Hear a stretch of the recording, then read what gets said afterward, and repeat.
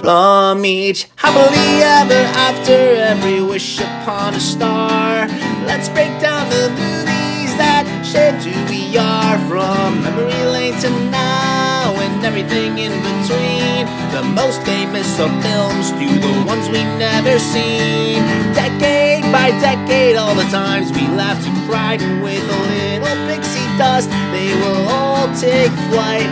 Reliving the feelings, and we're trying our very best. And if they mean the same to you, please be our guest. So hop aboard, we would love to have you as we hang with a certain mouth, the whole gang too. If you love nostalgia stuff, we hope this does the trick. Thanks for joining us as we deep dive the magic. Hi, and welcome back to the Deep Diving the Magic podcast. I'm KJ. And I'm Jeffrey. And on today's episode, we will be diving into the Disney Studios' fifth feature-length film, Dumbo, released October 23rd, 1941.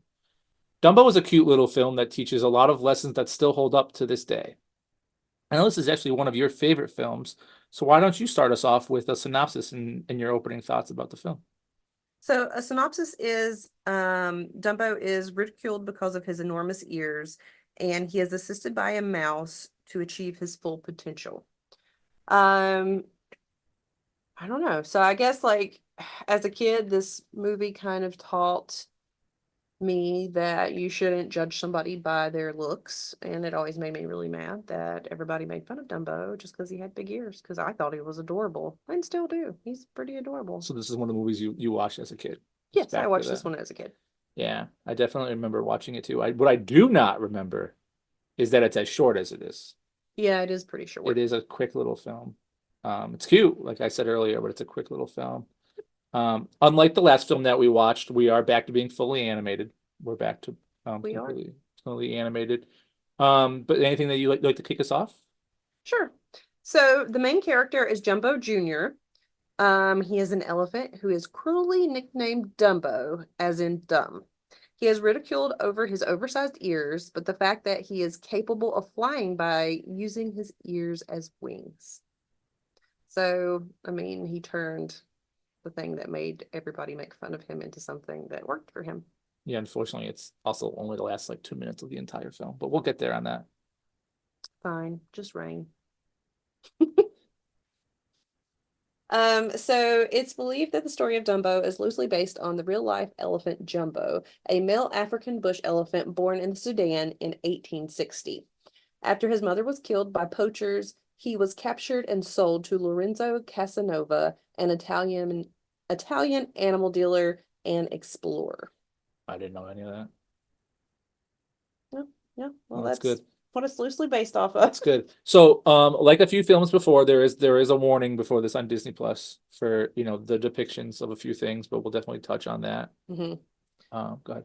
So, like the opening scenes, you see all the storks coming and delivering the babies. They just drop them off. They fly through the air, and land where they're supposed to go. Kind of interesting, I guess.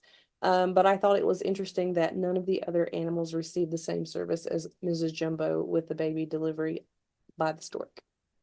So I have a take on that is, first off, the zoo animals love to have children all at the exact time because those storks were busy. They were. But, I do think that either Jumbo Jr. wasn't ready yet, or poor Mrs. Jumbo, because they did forget in the beginning. But yeah, it also did get could her have own been service. because if you think about it, in real life, elephants take a lot longer to incubate, so they carry their young a lot. Get her own service. So I guess that would make sense.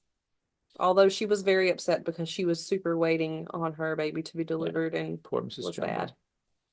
There's a lot of times in this film that I'm going to say poor Mrs. Jumbo. But I will say this, from the very first scene of this movie, we're 5 for 5 on rainstorms.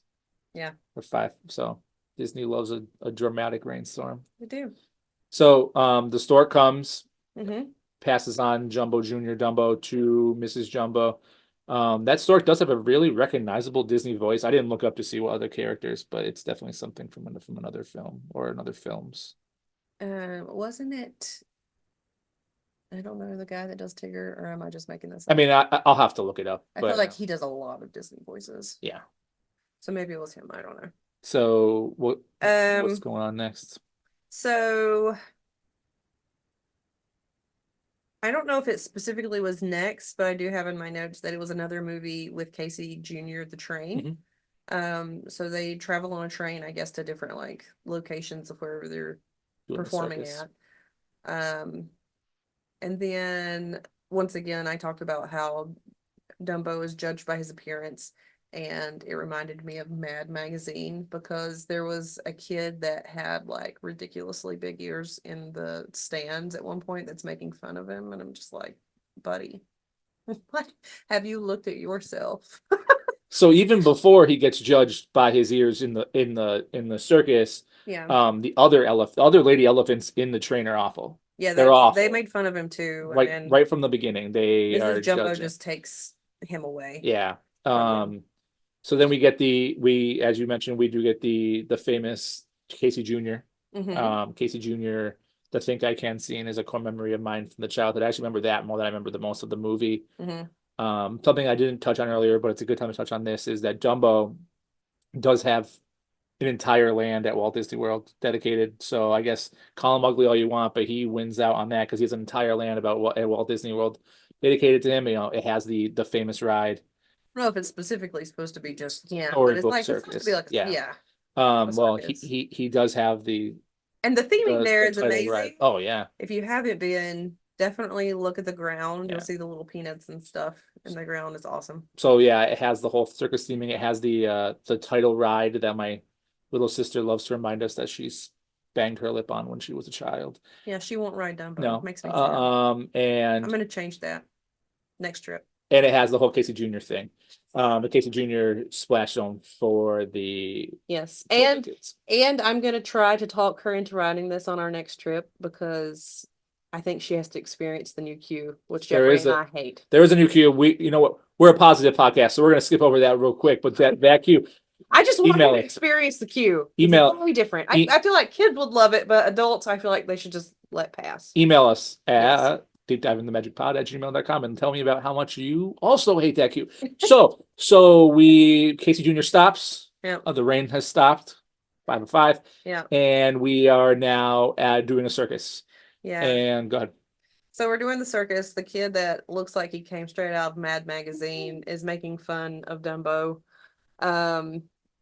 And ends up causing Dumbo to get hurt in some way, or like they're making fun of him, and that's when Mrs. Jumbo's just like, I'm not taking this, and she just starts attacking everyone. So basically But basically it's just to save him. It's not like she's malicious, like they make her out to be. The pyramid of the elephants fall. Yeah. And actually it serves those elephants right because of how they were treating Dumbo. Such catty elephants. Yeah.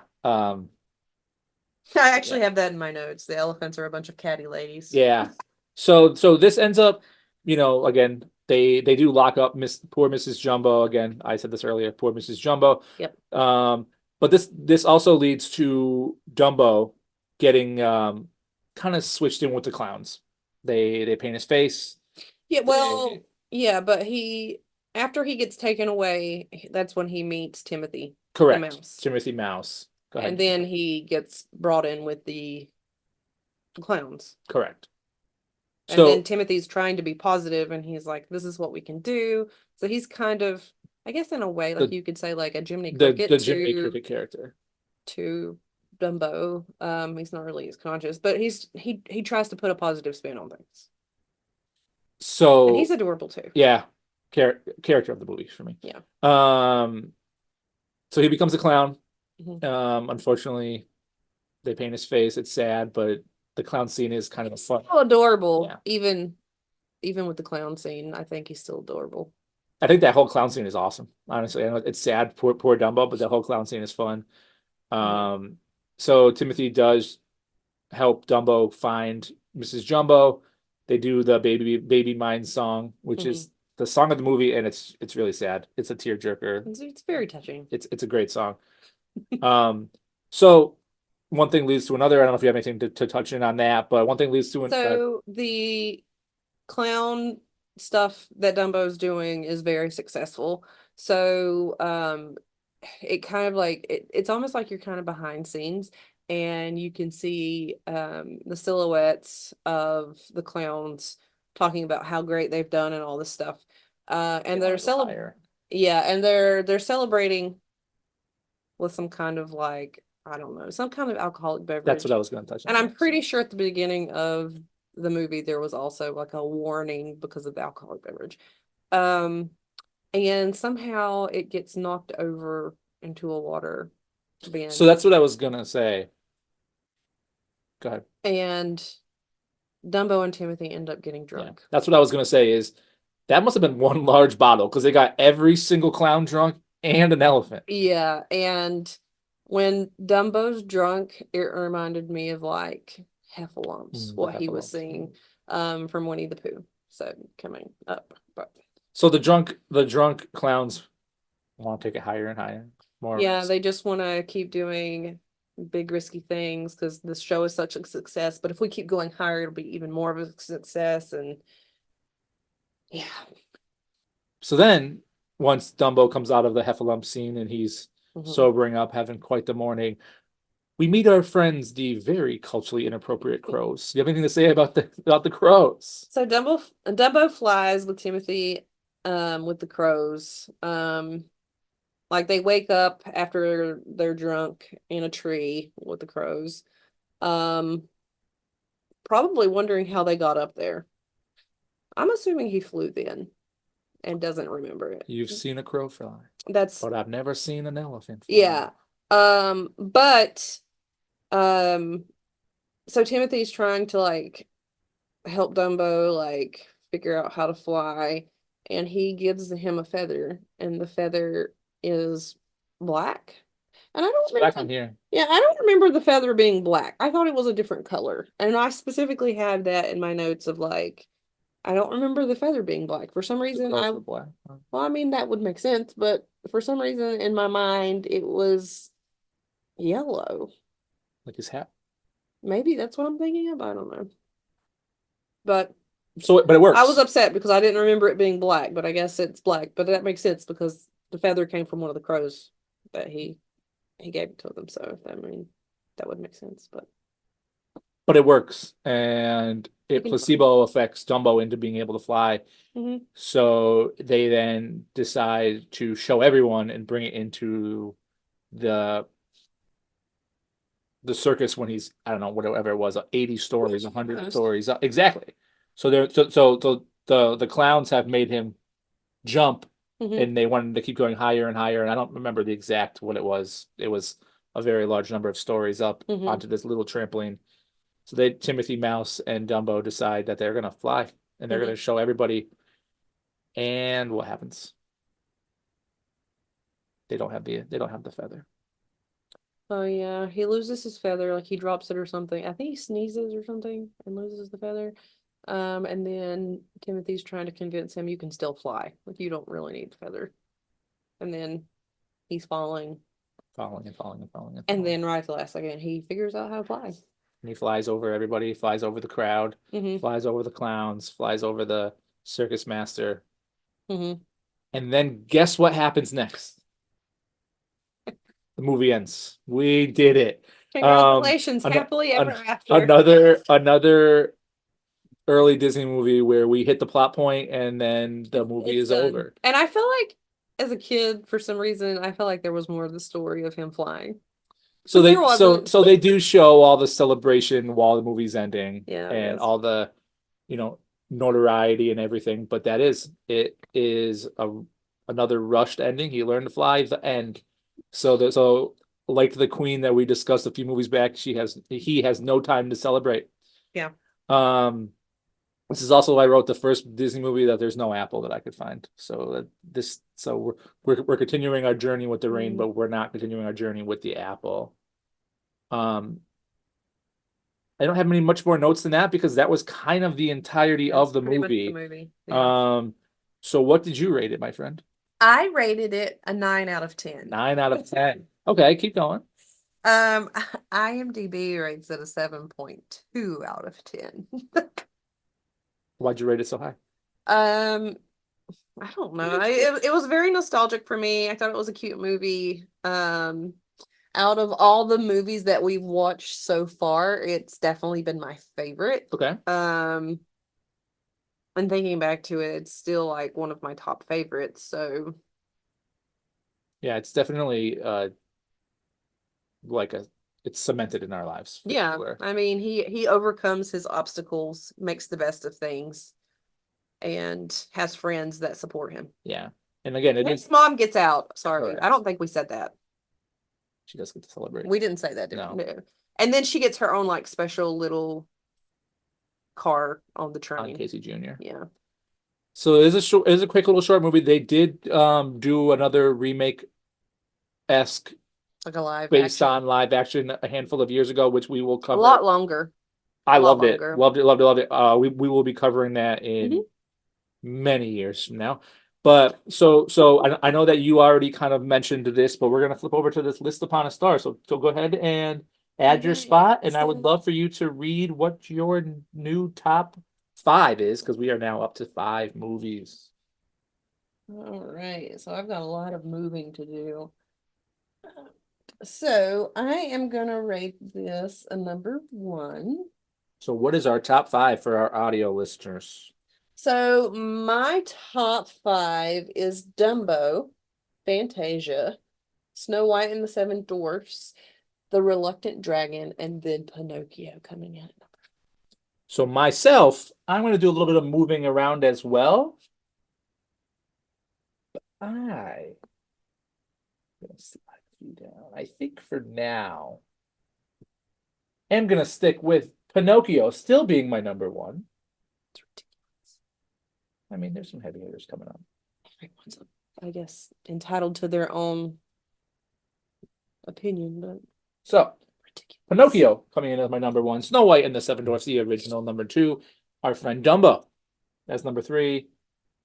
The Reluctant Dragon as 4, and Fantasia bringing up the rear.